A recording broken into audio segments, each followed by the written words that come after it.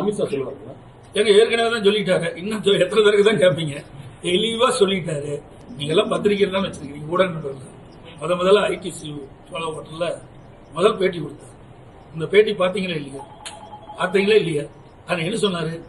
அனைத்து இந்திய அண்ணா திராவிட தேசிய ஜனநாயக கூட்டணி அமைச்சிருக்குது. இந்த கூட்டணிக்கு அதிமுக தான் தலைமை தாங்கும், அதிமுக தான் ஆட்சி அமைக்கும்.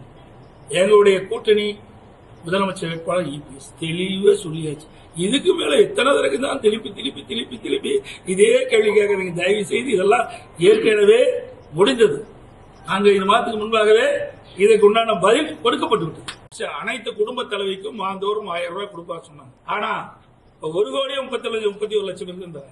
மற்றவர்களை ஏமாற்றி வாக்குகளை பெற்று ஆட்சி வந்த பிறகு அதையும் நிறைவேற்றல.